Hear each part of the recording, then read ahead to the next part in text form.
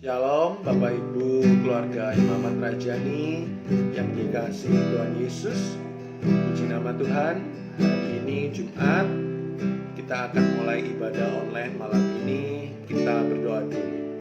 Bapa kami yang ada di dalam kerajaan surga, puji dan syukur kami naikkan kepadamu Tuhan, atas berkat dan rahmat-Mu yang melimpah dalam hidup kami Tuhan. Setiap hari kami boleh menikmati akan janji-janji-Mu. Setiap hari kami boleh menikmati akan perlindungan dan kesetiaan-Mu Tuhan yang begitu sempurna Bapa. Terpujilah Engkau Tuhan, terpujilah nama-Mu Yesus. Dan malam ini Tuhan, kami rindu memuji dan menyembah-Mu Tuhan, sebab Engkau yang layak kami sembah, Engkau yang layak terima pujian kami, bahkan Engkau yang layak terima segala hormat dan kemuliaan. Gunung-gunung memuji Tuhan, langit bumi pujilah Tuhan, semua yang bernafas memuji Tuhan. Terima kasih Tuhan, terima kasih. Hadirlah dalam ibadah online malam ini Tuhan. Kami perlu Engkau, kami sangat butuh hadirat-Mu Tuhan. Biarlah hadirat-Mu menyejukkan hati kami dan bahkan memulihkan hidup kami. Kami yang sakit Tuhan sembuhkan, kami yang lemah Tuhan kuatkan, dan kami yang susah Tuhan hiburkan. Terima kasih Bapa, dan lanjutkan karya-Mu dalam hidup kami Tuhan. Berkaryalah Roh Kudus dalam ibadah kami, dalam nama Yesus. Haleluya, amin. Puji nama Tuhan. Bapak Ibu, dengan sukacita ya, kita akan memuji Tuhan, sebab langit dan bumi, gunung-gunung, semua yang bernafas, pujilah Dia. Haleluya. Langit dan bumi, pujilah Tuhan, sebab Dia telah ciptakan semuanya. Keagungannya mengatasi langit bumi, sembah sujud di hadapannya. Sekali lagi, langit dan bumi, langit dan bumi, pujilah Tuhan, sebab Dia ciptakan semuanya. Keagungannya mengatasi langit bumi, sembah sujud di hadapannya. Ku puji, ku sembah, ku puji, ku sembah Yesus Tuhan Sang Penebus. Ku puji, ku sembah, ku puji, ku sembah Yesus Tuhan dan Rajaku. Haleluya, haleluya, amin. Haleluya, amin. Haleluya, amin. Haleluya, amin. Haleluya. Langit dan bumi, pujilah Tuhan, sebab Dia telah ciptakan semuanya. Keagungannya mengatasi langit bumi, sembah sujud di hadapannya. Ku puji, ku sembah, ku puji, ku sembah Yesus Tuhan Sang Penebus.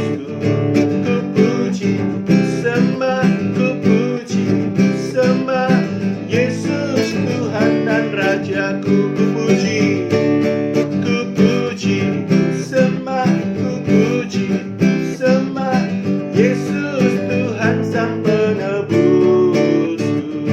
Ku puji, ku sembah, ku puji, ku sembah Yesus Tuhan dan Rajaku. Haleluya, amin. Haleluya, amin. Haleluya, amin. Haleluya.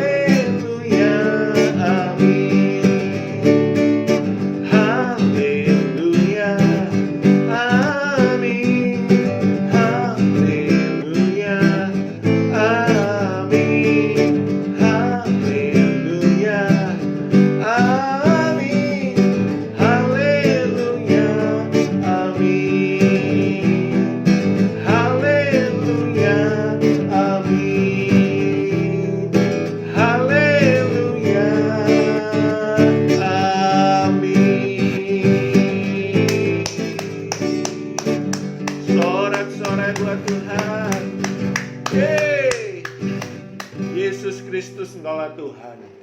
Puji nama Tuhan. Kita akan masuk lebih dalam lagi untuk menyembah Tuhan. Siapkan hati dan angkat jiwa kita untuk menyembah Tuhan. Haleluya. Kemanakah aku dapat pergi? Kemanakah aku dapat pergi? Menjauhi Roh-Mu, Tuhan. Ku berlari mendaki ke langit, namun Engkau ada di sana. Aku terbang dengan sayap fajar menuju bumi, namun tangan-Mu menuntunku selalu, bawaku mendekat padamu. Engkau Tuhan Allah Maha Tahu, betapa dahsyatnya kuasa-Mu, hadirat-Mu kini penuhiku, bawaku mendekat padamu. Oh, kemanakah aku dapat pergi? Menjauhi Roh-Mu, Tuhan. Ku berlari mendaki ke langit, namun Engkau ada di sana. Aku terbang dengan sayap fajar, diam di ujung bumi, namun tangan-Mu menuntunku selalu, bawaku mendekat padamu. Engkau Tuhan Allah Maha Tahu, betapa dahsyatnya kuasa-Mu, hadirat-Mu kini penuhiku, bawaku mendekat padamu. Engkau Tuhan Allah Maha Tahu, betapa dahsyatnya kuasa-Mu, hadirat-Mu kini penuhiku, bawaku mendekat padamu, bawaku mendekat padamu, bawaku mendekat padamu. Mari kita sembah Dia Allah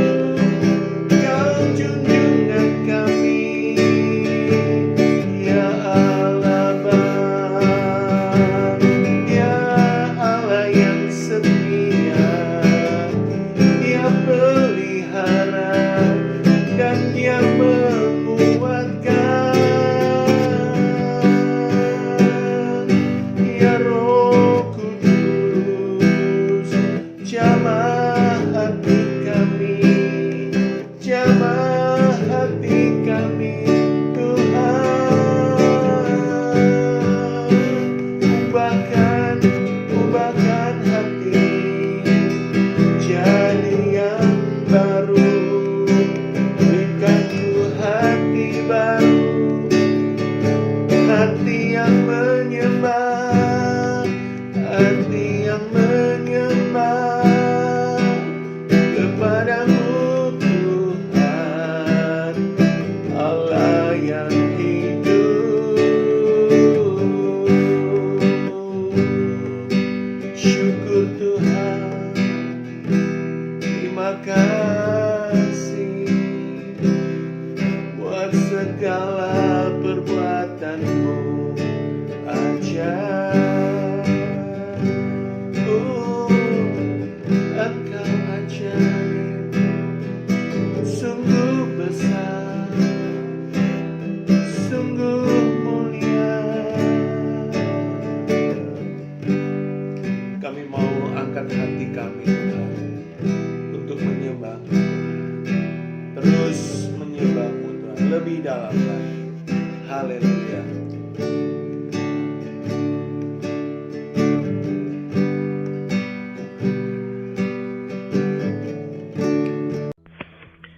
Shalom, keluarga Mama Rajani. Ketemu lagi persekutuan kita malam hari ini. Sebelum mendengar firman Tuhan, kita berdoa. Bapa yang baik, terima kasih untuk hari ini. Hati kami siap mendengarkan firman-Mu. Urapi kami Bapa, berikan kami kerelaan untuk melakukan kebenaran-Mu, dan berikan kami pewahyuan malam hari ini. Firman yang menguatkan, firman yang memberi jalan keluar, dan firman yang membebaskan. Kami butuh Tuhan. Terpuji Tuhan, berfirman-Lah, urapi hamba-Mu ini dalam nama Yesus. Haleluya, amin. Mari saudaraku, Bapak Ibu dikasih Tuhan, langsung kita buka kitab kita, Lukas pasal 16 ayat 10 sampai dengan ayat 13. Saya akan baca untuk kita sekaliannya. Barang siapa setia dalam perkara-perkara kecil, ia setia juga dalam perkara-perkara besar. Dan barang siapa tidak benar dalam perkara-perkara kecil, ia tidak benar juga dalam perkara-perkara besar. Jadi jikalau kamu tidak setia dalam hal mamon yang tidak jujur, siapakah yang akan mempercayakan kepadamu harta yang sesungguhnya? Dan jikalau kamu tidak setia dalam harta orang lain, siapakah yang akan menyerahkan hartamu sendiri kepadamu? Seorang hamba tidak dapat mengabdi kepada dua tuan, karena jika demikian, ia akan membenci yang seorang dan mengasihi yang lain, dan ia akan setia kepada yang seorang dan tidak mengindahkan yang lain. Kamu tidak dapat mengabdi kepada Allah dan kepada Mamon.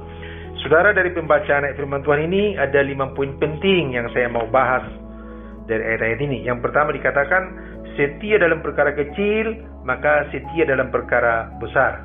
Pembahasan kita masih seputar financial freedom, artinya keuangan yang merdeka. Bagaimana saya memiliki kemerdekaan dalam keuangan, bagaimana saya merdeka dalam keuangan. Uang tidak melilit saya, hutang tidak mengejar-ngejar saya, tapi saya merdeka. Saya bebas dengan Tuhan mengenai keuangan. Itu intinya ya, dan saya menjadi berkat. Saudara, setia dalam perkara kecil, maka dia setia dalam perkara besar. Tuhan kita adalah Tuhan yang sangat detail. Dia memperhatikan mulai hal-hal yang kecil. Dia tidak mungkin mempercayakan seseorang langsung dipercayakan perkara yang besar sebelum orang itu lulus dalam hal-hal yang kecil. Dan Tuhan mengenal siapa kita. Hanya kita pun harus siapa mengenal kita sendiri. Dengan cara adalah apakah kita bisa dipercaya dalam perkara besar. Maka indikatornya kita harus bisa dipercaya, kita harus bisa setia dalam perkara-perkara kecil, termasuk mengenai keuangan. Nanti poin-poin selanjutnya akan lebih detail ini, karena poin-poin ini semua saling berhubungan satu dengan yang lain.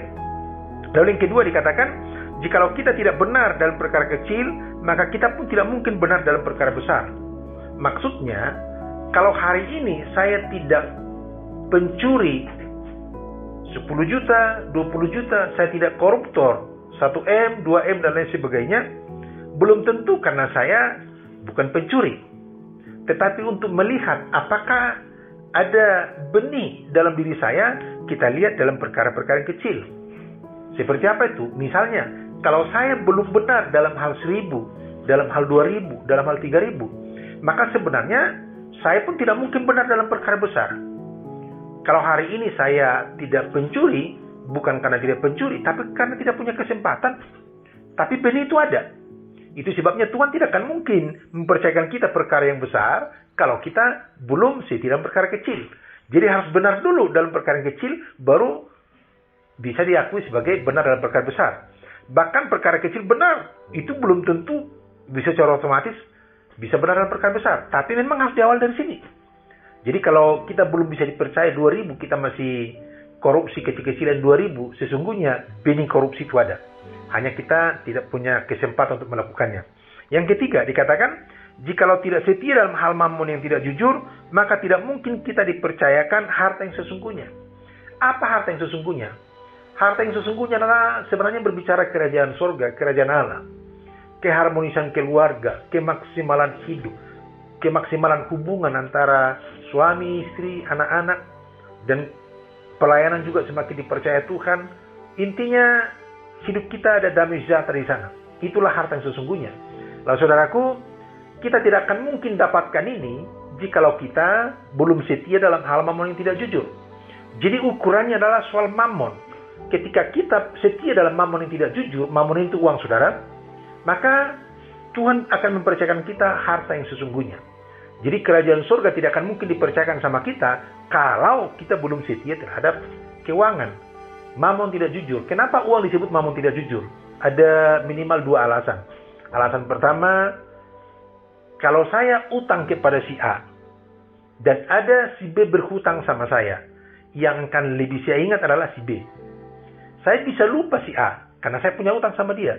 Tapi utang si B sama saya akan saya ingat terus. Ini yang pernah disebut perumpamaan. Seseorang sudah diampuni utangnya 1 juta misalnya, tapi orang itu tidak bisa mengampuni yang berutang sama dia 10.000. Makanya disebut mammon itu tidak jujur.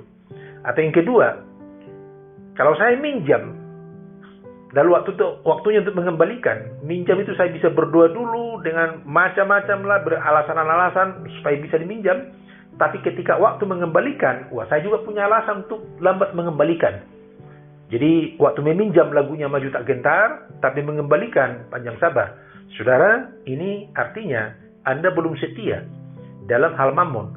Dan kalau kita belum setia dalam hal ini, maka tidak mungkin Tuhan mempercayakan kita harta yang sesungguhnya, keharmonisan keluarga, kan babak belur, percaya.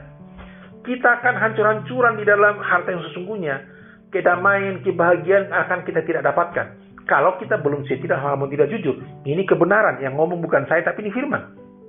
Saudaraku, lalu yang keempat, tidak setia dalam harta orang lain, maka tidak akan diserahkan hartamu sendiri kepadamu, kata situ. Jadi kita harus setia dulu dalam harta orang lain. Maksudnya apa? Maksudnya begini saudaraku. Setiap berkat yang kita terima, kita harus tahu di situ ada harta orang lain. Dan kita harus setia dulu di sini.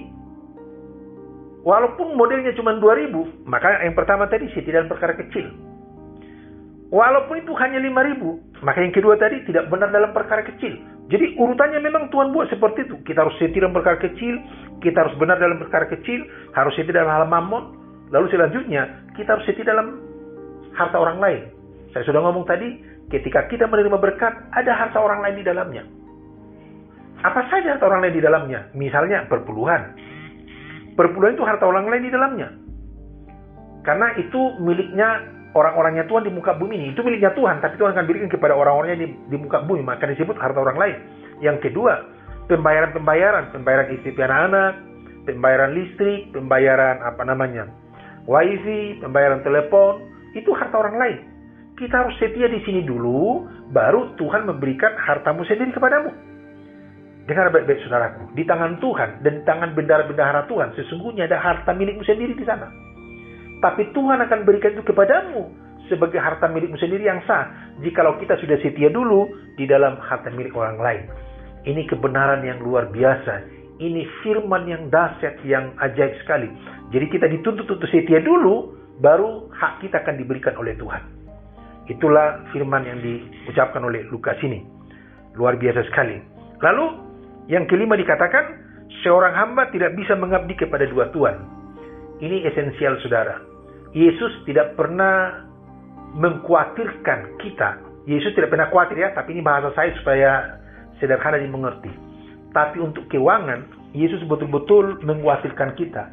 ngomong kamu tidak mungkin setia kepada dua Tuhan sekaligus, yaitu kepada saya sebagai Tuhan dan kepada Mammon sebagai Tuhan juga. Maksudnya Yesus posisikan Mammon itu sebagai Tuhan. Jadi saingan utama Tuhan dalam diri kita menurut Yesus, menurut ayat ini, bukan iblis, bukan dosa-dosa yang lain, tapi uang. Artinya Yesus tahu persis bahwa uanglah yang membuat kita bisa kehilangan Tuhan. Dan malam hari ini saudaraku harus punya keputusan. Siapa Tuhan kita? Tuhan atau uang? Yesus atau Mammon? Jangan kita pikir kalau kita rajin ke gereja sudah Yesus menjadi Tuhan kita. Belum tentu. Karena banyak juga orang Kristen datang ke gereja supaya diberkati. Jadi kalau tujuanmu mencari Tuhan supaya diberkati, sejujurnya Tuhan kita adalah Mammon, bukan Tuhan. Tapi kalau Tuhan menjadi Tuhan kita, ayat dikatakan di mana hartamu berada, di situ hatimu berada. Ini indikatornya. Harta kita ini di mana? Hati kita ini di mana? Di Tuhan atau di mana? Itulah Tuhan kita. Jadi kalau kita masih kehilangan uang, lalu rusaklah hubungan semua, ramailah semua, itu artinya uang menjadi Tuhan kita. Tapi kalau Tuhan menjadi Tuhan kita, kita tidak akan mungkin mau dirusak oleh apapun hanya karena harta, hanya karena Mammon. Saya sudah berulang-ulang bersaksi di Imam Rajani, berapa kali kami ditipu, tapi tidak pernah merusak hubungan. Bukan karena saya bodoh, tapi karena saya membuat Tuhanlah menjadi Tuhan saya. Yesuslah menjadi Tuhan. Dan pada akhirnya, Tuhan mengembalikan lebih dari itu. Luar biasa saudaraku, tapi bukan berarti kita menjadi orang-orang bodoh, enggak. Nanti akan kita detail kalau ada waktu membahas ini di waktu lain. Tapi intinya, malam hari ini kita harus buat keputusan, siapa Tuhan kita. Sesudah kita buat keputusan saudaraku, baru kita masuk ke poin selanjutnya. Bagaimana mengelola keuangan dengan benar, atau bagaimana supaya kita ini betul-betul merdeka dalam keuangan itu. Ada 3 poin. Poin pertama, menerima. Poin kedua, mengatur. Poin ketiga, memberi. Ini saya kasih 3 poin ini. Nah saudaraku, kenapa harus ada memberi? Karena Tuhan memanggil kita untuk menjadi berkat. Tuhan memanggil Bapak Ibu saya untuk jadi berkat. Born to bless. Kita lahir untuk jadi berkat. Jadi supaya kita jadi berkat, kita harus tahu cara memberi. Nah, tapi sebelum memberi tentu kita harus menerima dulu. Nanti sesudah menerima baru kita ada pengelolaan. Dalam pengelolaan itu baru kita bisa nanti memberi. Yang pertama, langsung kita ke poinnya. Bagaimana kita menerima berkat Tuhan? Saya akan menerima berkat Tuhan jikalau yang pertama saya rajin atau kerja keras. Yang kedua, jikalau saya kreatif dan ada ide-ide baru. Yang ketiga, saya menerima berkat Tuhan melalui doa-doa. 3 cara inilah kita menerima berkat saudara. Jadi kalau malas, kita tidak mungkin menerima berkat. Harus rajin, harus kerja keras. Tuhan memberikan kita kekuatan untuk memperoleh kekayaan. Pakai kekuatan itu.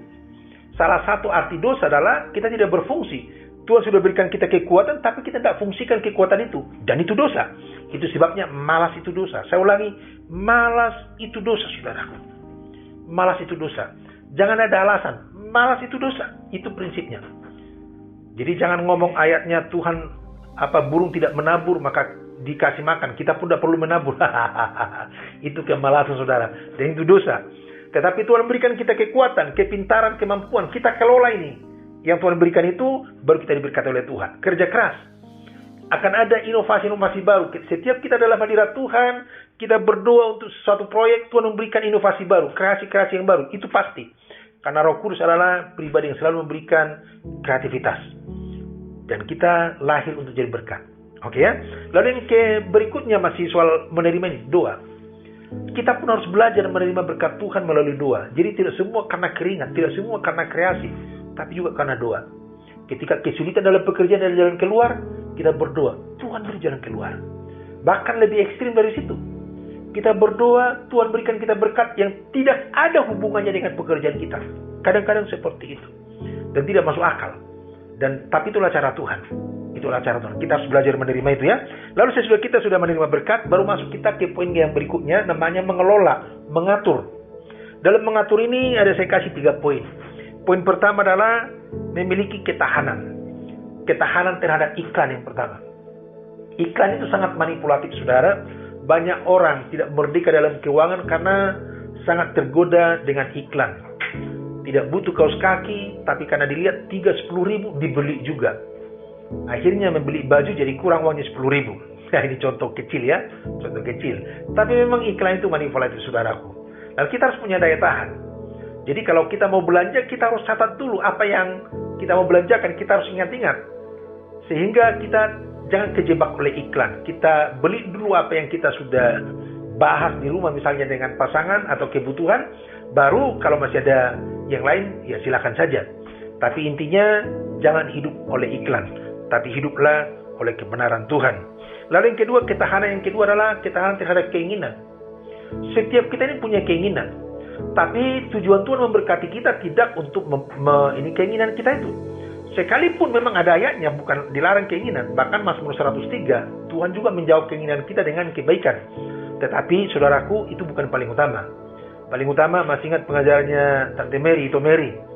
Tujuan Tuhan memberkati, salah satunya adalah, yang paling mendasar adalah menjawab kebutuhan hidup. Jadi ketika kita diberkati, maka kebutuhan hiduplah yang harus dijawab dulu, bukan keinginan. Jadi kita harus bedakan mana keinginan, mana kebutuhan. Kebutuhan dijawab dulu, apa saja pos-pos kebutuhan. Yang paling utama makanan, minuman, pakaian, SPP anak-anak, pembayaran-pembayaran, itu diisi dulu, dijawab dulu. Baru kalau masih ada sisa, bolehlah ada keinginan. Jangan belum bayar listrik, tapi sudah duluan makan bakso, akhirnya listrik tidak kebayar. Salah kita, dan kita tidak merdeka dengan keuangan. Akhirnya listrik tidak kebayar. Bisa bulan depan akhirnya diputus, atau kita harus ada denda lagi. Itu masalahnya, saudaraku. Lalu yang kedua, sesudah kita ketahanan, yang kedua punya prioritas. Prioritas kita, saya sudah bahas tadi ini, kebutuhan dulu. Kebutuhan, lalu keluarga. Ini prioritas. Jadi jangan sampai, misalnya mau belanja pun sama. Apa yang kita perlukan dicatat, beli dulu itu. Misalnya keperluan sekolah, buku, apa, itu prioritas. Dicatat dulu, baru dibelanjakan. Supaya jangan kehilangan prioritas. Karena kadang-kadang kita nyampe di rumah, loh ini kok belum, tapi uang sudah habis. Kemana tadi uangnya habis? Oh ternyata membeli yang tidak prioritas. Jadi masalah lagi. Jadi sekalipun kelihatan kecil saudara, tapi itu bisa menjadi penyebab masalah dalam rumah tangga. Dan itu juga bisa menjadi penyebab kita menjadi kehilangan damai sejahtera. Atau menjadi penyebab yang lebih fatal lagi, hanya berutang lagi. Hanya kita tidak merdeka dengan keuangan. Nah, itu sebabnya harus jelas prioritasnya. Baru yang ketiga, soal mengatur mengelola ini, pembayaran tepat waktu. Lah, saudara, tadi ada poin-poin di dalam Lukas yang kita bahas tadi, hak milik orang lain, misalnya begitu ya. Pembayaran tepat waktu. Kita hari ini terakhir membayar listrik. Kita tidak bayar, besok kita bayar sudah denda 2.000. Lalu mungkin kita ngomong, hanya 2.000. Tapi dengan baik-baik saudaraku, kelihatannya kecil. Tapi saya harus beritahu, untuk Tuhan bukan soal kecil, tapi soal ketaatan. Prinsip tadi, setia dalam perkara kecil. Prinsip tadi, tidak benar dalam perkara kecil. Prinsip tadi, setia dalam hal milik orang lain. Oh ini kelihatan 2.000, tapi 3 poin kita langsung kena. 3 poin, itu berapa, kalau KUHP itu berapa undang-undang atau berapa pasal kita kena itu, berapa tahun itu ya. Jadi, apalagi kalau itu SPP anak-anak. Kalau swasta misalnya, guru hidup dari situ. Tapi mereka tidak mendapatkan haknya hanya gara-gara kita telat membayar. Itu sebabnya pembayaran tepat waktu itu menjadi prinsip. Bukan soal 2.000-nya, tapi soal hak milik orang lain juga ada di dalamnya. Dan disiplin hidup. Tetapi juga bukan sekedar itu. Kalau dilama-lamain nanti bisa menjadi semakin bengkak juga. Satu contoh.